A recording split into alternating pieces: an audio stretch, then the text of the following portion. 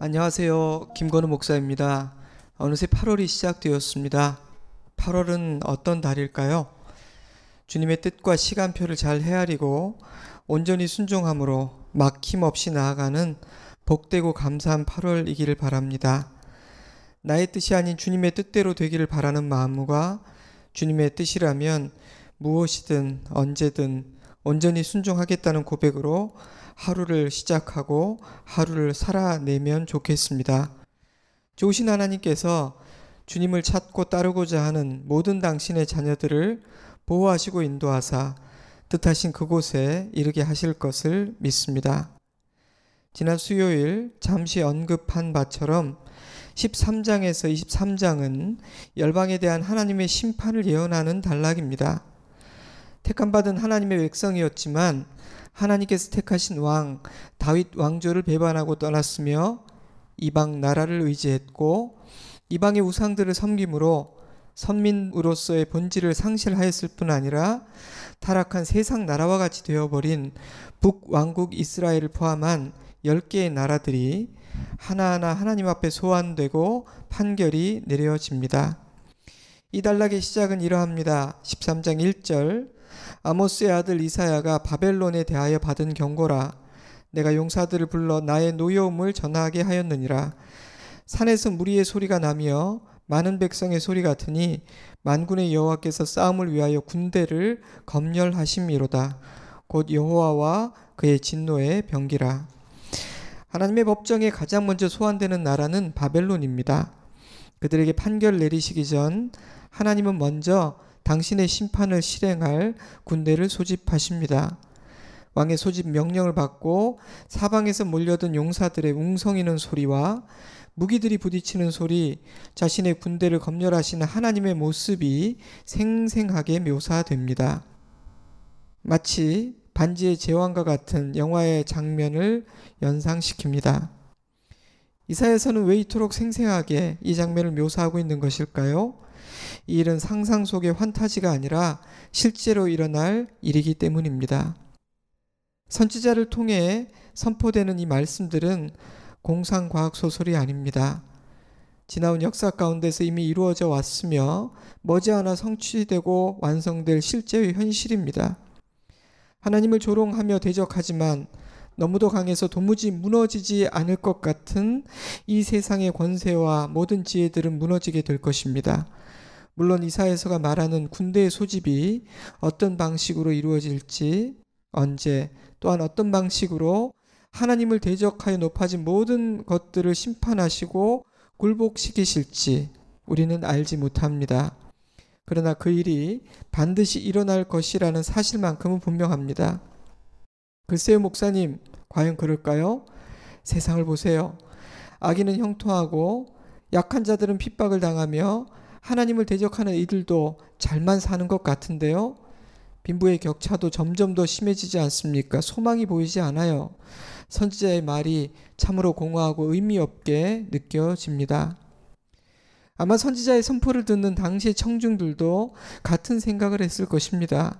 그러나 하나님은 당신이 작정하신 모든 일들은 반드시 성취될 것이라고 선포하십니다.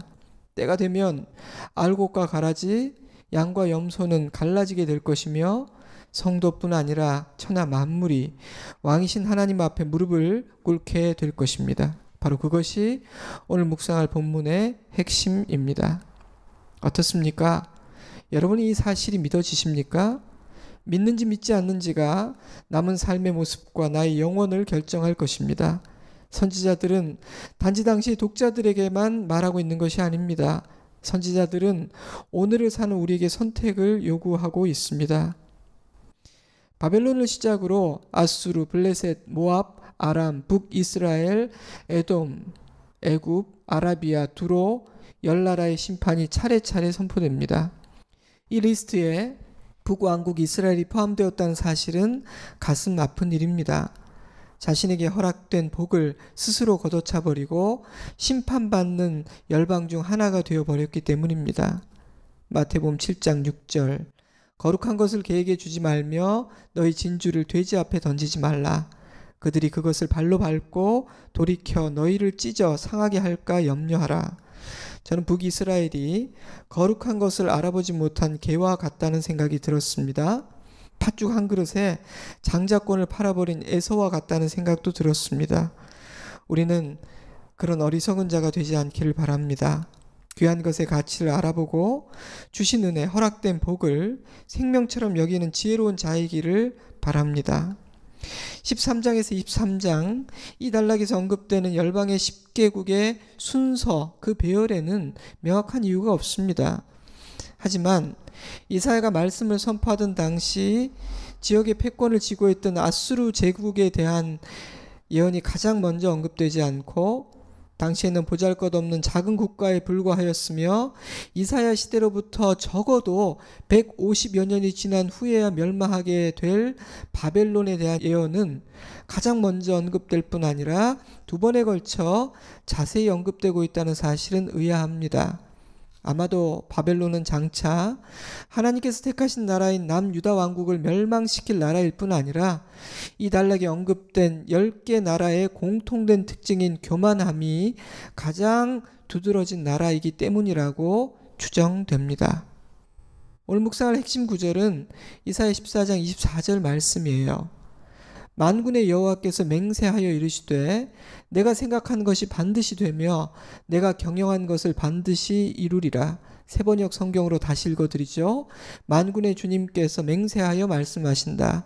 내가 계획한 것을 그대로 실행하며 내가 뜻한 것을 그대로 이루겠다. 26절 27절을 통해 선지자는 한 번 더 확실하게 못을 박습니다. 이것이 온 세계를 향하여 정한 경영이며 이것이 열방을 향하여 편손이라 하셨나니 만군의 여호와께서 경영하셨은즉 누가 능히 그것을 폐하며 그의 손을 펴셨은즉 누가 능히 그것을 돌이키랴. 27절만 세번역 성경으로 한 번 더 읽어드리죠. 만군의 주님께서 계획하셨는데 누가 감히 그것을 못하게 하겠느냐. 심판하시려고 팔을 펴셨는데 누가 그 팔을 막겠느냐. 물론 이 말씀은 아수르의 멸망을 예언하시던 중에 하신 말씀입니다. 하지만 사실은 열방과 만천하에 선포하시는 말씀입니다. 24절은 하나님 자신의 맹세이며 26절 27절은 선지자의 코멘트죠. 하나님께서 그렇게 하기로 작정하셨고 맹세까지 하셨으니 누가 막을 수 있겠느냐라는 반문입니다. 당시 최고의 강국이었던 아수르에 행하실 하나님의 심판은 그 증거가 될 것입니다. 물론 세상은 그것을 보고서도 회개하지 않을 것이며 하나님의 말씀에 귀를 기울이지 않겠지만 그 과정을 보며 하나님의 말씀을 기억하는 자들, 그래서 회개하고 주님께 돌아오는 자들은 남은 자가 될 것입니다. 하나님은 우리 모두가 남은 자 되기를 원하십니다. 그러나 그것은 우리의 반응에 달려 있습니다. 물론 하나님의 말씀을 듣는 것은 너무도 중요한 일입니다. 듣는 자와 아예 듣지 않는 자가 같을 수는 없습니다. 하지만 단지 듣는 것이 우리의 미래를 바꾸지는 않습니다. 듣고 깨달아야 하며 회개해야 하고 순종하는 자리까지 나아가야 합니다. 하나님은 왜 이런 말씀을 선포하는 것일까요? 심판을 위해서? 겉보기에는 그렇습니다. 그러나 사실은 구원을 위해서입니다. 하나님은 죄인들이 하나님의 말씀을 듣고 하나님께서 행하시는 일들을 보므로 깨닫기를 바라십니다. 하나님께로 돌아와 살기를 바라시는 것입니다. 인간에게 말씀하시는 하나님의 목적은 언제나 그렇습니다. 무서운 심판이 선포되는 순간에도 손에 매가 들려있는 순간에도 하나님의 의도는 언제나 죄인들을 구하고 살리는 것입니다. 그러나 열방은 하나님의 말씀에 귀를 기울이지 않았습니다. 북왕국 이스라엘도 남왕국 유다도 마찬가지였죠. 듣고도 깨닫지 못하면, 회개하고 하나님께로 돌아오지 않으면 어떻게 될까요? 13장에서 23장은 그 결과가 무엇인지를 보여줍니다. 심판입니다. 멸망입니다. 하나님의 인내, 그 인자하심의 한계를 넘어섰기 때문입니다. 24절 그리고 26절과 27절을 통해 우리는 몇 가지 사실을 묵상하게 됩니다. 첫째로 하나님은 단지 이스라엘의 하나님이 아니라 온 세상을 주관하시는 만왕의 왕이라는 사실입니다. 하나님은 한 지역에 계신 한 민족의 왕이 아니십니다. 하나님은 천하 만물의 주인이시며 만왕의 왕이십니다. 하나님은 세상의 경영자이십니다. 때문에 하나님의 손에는 만국의 흥망성쇠를 결정하실 권한이 있습니다. 그래서 바벨론을 필두로 아수르, 애굽, 에돔, 아람, 시간과 공간을 초월하여 모든 나라가 하나님 앞에 소환되고 그 운명이 결정되는 것입니다. 이사야 14장 13절 바벨론이여 내가 내 마음에 이르기를 내가 하늘에 올라 하나님의 뭇별 위에 내 자리를 높이리라. 가장 높은 구름에 올라가 지극히 높은 이와 같아지리라 하는도다. 그러나 이제 내가 스올 곧 구덩이 맨 밑에 떨어짐을 당하리로다. 16장 6절 우리가 모압의 교만을 들었나니 심히 교만하도다. 그가 거만하여 교만하며 분노함도 들었거니와 그의 자랑이 헛되도다. 모압이 그 산당에서 피곤하도록 봉사하며 자기 성소에 나아가서 기도할지라도 소용없으리로다. 이제 여호와께서 말씀하여 이르시되 품꾼의 정한 해와 같이 3년 내에 모압의 영화와 그 큰 무리가 능욕을 당할지라. 그 남은 수가 심히 적어 보잘것없이 되리라 하시도다. 19장 1절 애굽에 관한 경고라. 보라 여호와께서 빠른 구름을 타고 애굽에 임하시리니 애굽의 우상들이 그 앞에서 떨겠고 애굽인의 마음이 그 속에서 녹으리로다. 소안의 방백은 어리석었고 바로의 가장 지혜로운 모사의 책략은 우둔하여졌으니 너희가 어떻게 나는 지혜로운 자들의 자손이라 나는 옛 왕들의 후예라 할 수 있으랴. 그들 모두가 참으로 교만했다는 사실을 느낄 수 있습니다. 그들은 자신의 군사력과 재력과 지식과 경험을 믿고 내가 역사의 주인이며 나의 나라는 영원하고 안전하다고 외쳤습니다. 동맹을 맺어 지역의 패권을 차지하고 그 위세를 영원히 누릴 수 있다고 생각했습니다. 그러나 그것은 착각이었습니다. 왜냐하면 그들의 주인, 그들의 왕은 하나님이셨기 때문입니다. 하나님께서 역사를 주관하고 계셨습니다. 그러니 내 눈에 보이는 현실과 내가 느끼는 속도로 인해 하나님의 주권에 대해 함부로 판단하고 함부로 입을 열어서는 안 됩니다. 둘째로 하나님은 공의로운 재판장이라는 사실입니다. 하나님을 대적하고 모욕하는 악한 나라들은 형통했고 영원할 것처럼 보였습니다. 반면 하나님을 경외하는 소수의 믿음의 사람들은 힘이 없었고 핍박을 받았습니다. 세상은 조금도 공의롭지 않았으며 악이 득세하고 이기는 것처럼 보였습니다. 심지어 이방 나라가 북이스라엘을 무너뜨리고 남유다를 속국으로 삼게 될 것입니다. 그럼에도 불구하고 이사야는 하나님께서 재판장으로 오셔서 공의로 심판하실 것이라고 선포하십니다. 이스라엘을 치는 막대기로 사용되었던 아수르는 파멸될 것이며 하나님을 대적하며 자고했던 모든 나라들은 차례차례 무너지게 될 것이라고 선언합니다. 때문에 다윗은 이렇게 노래했습니다. 시편 37편 35절 내가 악인의 큰 세력을 본즉 그 본래 땅에 서 있는 나무 잎이 무성함과 같으나 내가 지나갈 때 그는 없어졌나니 내가 찾아도 발견하지 못하였도다. 또한 솔로몬은 이렇게 권면했죠. 잠언 24장 1절 너는 악인의 형통함을 부러워하지 말며 그와 함께 있으려고 하지도 말지어다. 사랑하는 여러분, 재판장이신 하나님은 그냥 넘어가지 않으실 것입니다.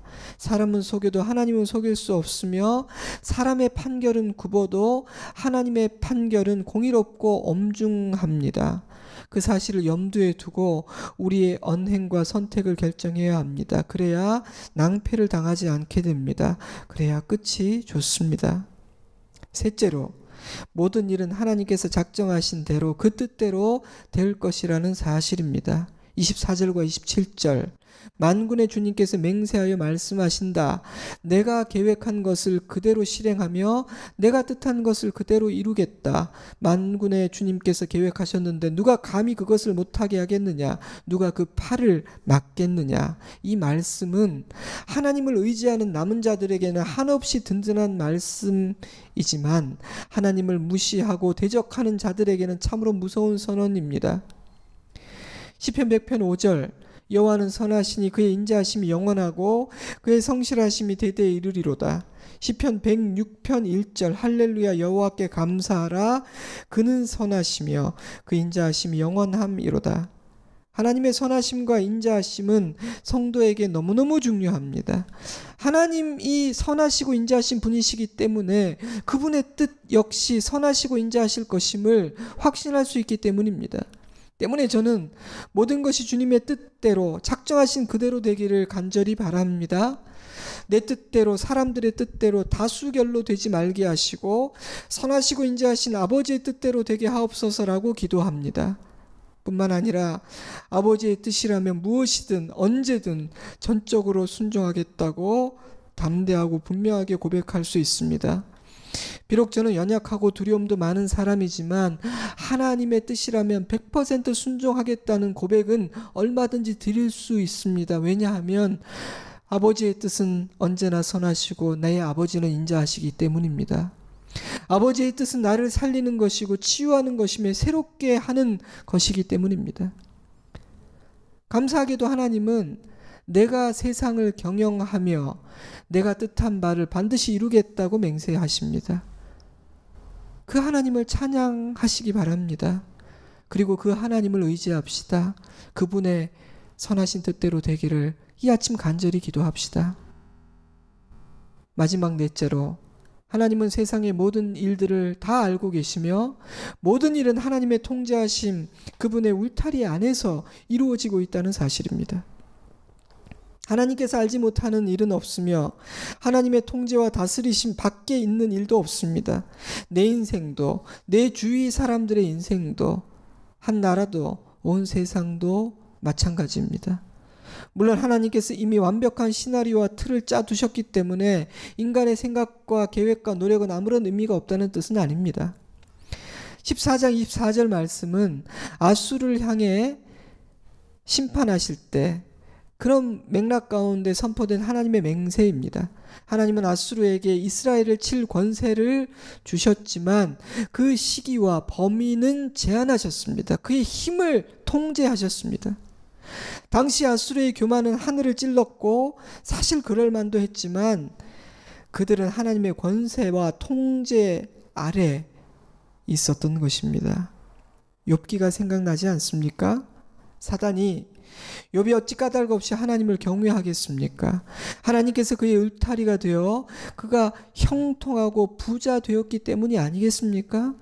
과연 알거지가 된다 해도 하나님을 경외할까요? 라고 도전하였을 때 하나님은 이렇게 말씀하셨습니다. 내가 그의 소유물을 다 내 손에 맡기노라. 다만 그의 몸에는 내 손을 대지 말지어다. 사단이 곧 여호와 앞에서 물러가니라. 첫 번째 도전에서 실패한 사단이 다시 하나님을 찾아와 소유물만 거두어 가서 그런 것이지 뼈와 살을 쳐도 하나님을 경외할까요? 그때는 하나님을 욕할 겁니다. 라고 재차 도전하였을 때 하나님은 이렇게 말씀하셨습니다. 내가 그를 내 손에 맡기노라. 다만 그의 생명은 해하지 말지니라. 여러분 어떤 생각이 드세요? 사단은 하나님의 통제 아래에 있는 존재인 겁니다. 사랑하는 여러분, 하나님은 모든 것을 알고 계십니다. 하나님은 모든 것을 통제하십니다. 모든 것이 하나님의 섭리와 다스림 안에서 이루어지고 있습니다. 때문에 세상은 주인과 통제하는 이가 없이 막 돌아가는 것 같고 사단은 주인 행사를 하고 있으며 인생의 고난과 풍랑은 너무 지나치고 수위를 넘는 것 같지만 사실은 그렇지가 않습니다. 하나님께서 그 모든 것을 알고 계시며 다스리고 계시기 때문입니다. 특별히 하나님께서 욥을 주목하셨던 것처럼 사랑하는 당신의 자녀들을 주목하고 계시기 때문에 우리에게 일어나는 일은 하나님의 울타리, 그분의 통제권 밖에서 일어나는 일이 아닙니다. 만약 이 사실을 믿고 그러한 관점으로 나의 삶과 세상을 바라볼 수 있다면 우리는 기다릴 수 있고 견딜 수 있으며 어리석은 말을 뱉지 않을 수 있을 것입니다. 그리고 새로운 관점을 얻을 수 있을 거예요. 이제 오늘 말씀을 정리하겠습니다. 만군의 여호와께서 맹세하여 이르시되 내가 생각한 것이 반드시 되며 내가 경영한 것을 반드시 이루리라. 우리는 네 가지 사실을 묵상하였습니다. 첫째로 하나님은 단지 이스라엘의 하나님이실 뿐 아니라 온 세상을 주관하시는 만왕의 왕이라는 사실입니다. 하나님은 세상의 경영자이시며 주인이시고 주권자이십니다. 둘째로 하나님은 공의로운 재판장이시라는 사실입니다. 때문에 정하신 그날이 이르면 모든 인생 천하 만물은 그 재판정에 소환되고 하나님은 모든 것을 공의롭고 엄중하게 판단하실 것입니다. 절대 그냥 넘어가지 않으실 겁니다. 셋째로 모든 일은 하나님께서 작정하신 대로 그 뜻대로 될 것이라는 사실입니다. 이 사실은 하나님을 경외하지 않는 자들에게는 두려운 경고이지만 하나님을 경외하는 자들에게는 한없이 든든한 약속입니다. 마지막 넷째로 하나님은 세상의 모든 일을 알고 계시며 모든 일은 하나님의 통제하심 그분의 울타리 안에서 이루어진다는 사실입니다. 우리는 이 사실을 믿어야 합니다. 오늘도 하나님 안에서 살 것입니다. 우리의 남은 날도 그렇습니다. 13장에서 23장 이 단락의 주제는 열방의 심판입니다. 그런데 이 와중에 이런 말씀이 주어져요. 이사야 19장 22절 여호와께서 애굽을 치실지라도 치시고는 고치실 것이므로 그들이 여호와께로 돌아올 것이라. 여호와께서 그들의 간구함을 들으시고 그들을 고쳐주시리라. 25절 이는 만군의 여호와께서 복주시며 이르시되 내 백성 애굽이여 내 손으로 지은 아수르여 나의 기업 이스라엘이여 복이 있을지어다 하실 것임이라. 하나님의 목적, 아버지의 진심은 구원과 회복이지 심판과 파괴가 아님을 다시 한번 깨닫게 됩니다. 저는 시편 30편 5절 말씀이 생각났습니다. 그의 노염은 잠깐이요 그의 은총은 평생이로다. 저녁에는 울음이 깃들지라도 아침에는 기쁨이 오리로다. 그러니 애굽과 아수르에게조차 구원의 기회는 주어지는 것입니다. 때문에 남은 자들은 오직 이스라엘 유대인들에게서만 나오지는 않을 것입니다. 열방에서도 남은 자들이 나와 주님을 예배하게 될 것입니다. 그 반대로 이스라엘 중에서도 떨어져 나가는 낙오자가 있을 것입니다. 이 메시지를 듣는 우리 모두가 남은 자이기를 바랍니다.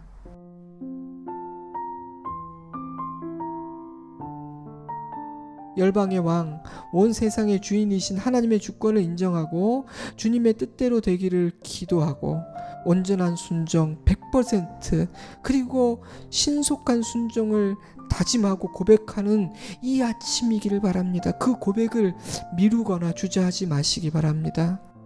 잠시 기도의 시간을 꼭 가지시기 바랍니다. 복된 주일에 다시 뵙겠습니다. 샬롬.